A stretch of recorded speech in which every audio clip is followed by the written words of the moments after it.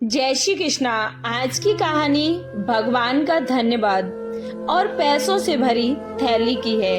एक व्यक्ति जो मृत्यु के करीब था, मृत्यु से पहले अपने बेटे को चांदी के सिक्कों से भरा हुआ थैला देता है और बताता है कि जब भी इस थैले से चांदी के सिक्के खत्म हो जाएं, तो मैं तुम्हें एक प्रार्थना बताता हूँ, उसे तुम दोहराना और दोहराने से ही चांदी के सिक्के फिर से इस थैले में भर जाएंगे। अपने बेटे के कान में 4 शब्दों की प्रार्थना कही और वह व्यक्ति मर गया। जब बेटा चांदी के सिक्कों से भरा हुआ थैला पाकर अत्यधिक आनंदित हो उठा और वह उन्हें खर्च करने लगा। वह थैला इतना बड़ा था कि उसे खर्च करने में उसे कई साल बीत गए। इस बीच वह प्रार्थना को भूल गया। जब थैला खाली होने को आया और सिक्के खत्म होने लगे, तब उसे याद आया कि अरे, वह 4 शब्दों की प्रार्थना क्या थी। उसने बहुत याद किया, उसे याद ही नहीं आ रहा था कि वह 4 शब्द क्या थे। अब वह लोगों से पूछने लगा। पहले पड़ोसी से पूछता है कि ऐसी कोई प्रार्थना है तुम जानते हो क्या जिसमें 4 शब्द हैं।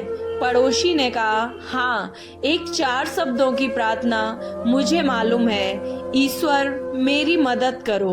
उसने सुना और उसे लगा कि ये वे शब्द नहीं थे, कुछ अलग थे। कुछ सुना होता है तो हमें जाना पहचाना सा लगने लगता है। फिर भी उसने वह शब्द बहुत बार दोहराए, लेकिन चांदी के सिक्के उस थैले में नहीं बढ़े।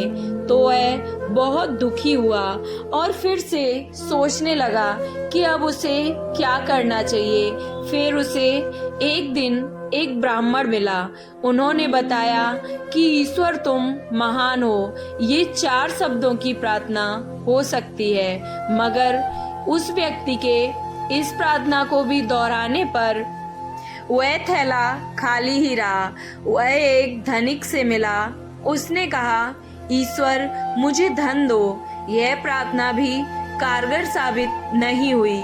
वह बहुत उदास था। उसने सभी से मिलकर देखा, मगर उसे वह प्रार्थना नहीं मिली जो पिताजी ने उसको बताई थी। वह अब उदास होकर घर में बैठा हुआ था। तब एक भिखारी साधु बनके उसके दरवाजे पर आया और उसने कहा, सुबह से कुछ नहीं खाया है, खाने के लिए कुछ हो तो दे दो। उस लड़के से बचा हुआ खाना उस भिखारी साधु को दे दिया। उस भिखारी साधु ने खाना पाकर बर्तन वापस लौटाया और ईश्वर से प्रार्थना की, हे ईश्वर, तुम्हारा धन्यवाद है। अचानक वह चौंक पड़ा और चिल्लाया कि अरे, यही तो वह 4 शब्द थे। उसने वे शब्द फिर से दोहराने शुरू किए, हे ईश्वर, तुम्हारा धन्यवाद है। और उसके सिक्के बढ़ते गए, बढ़ते गए, बढ़ते गए। इस तरह से उसका थैला फिर से पूरा भर गया। उसे समझे कि जब उसने किसी की मदद की, तब उसे यह मंत्र फिर से मिल गया, हे ईश्वर, तुम्हारा धन्यवाद। यही सबसे उच्च प्रार्थना है, क्योंकि जिस चीज के प्रति हम धन्यवाद देते हैं वह चीज बढ़ती है। अगर पैसे के लिए धन्यवाद देते हैं तो हमारा पैसा भी बढ़ता है, और प्रेम के लिए हम किसी को धन्यवाद देते हैं तो उसका प्रेम भी बढ़ता है। ऊपर दी गई कहानी से समझें कि हे ईश्वर, तुम्हारा धन्यवाद है। 4 शब्द शब्द नहीं है, प्रार्थना की शक्ति है।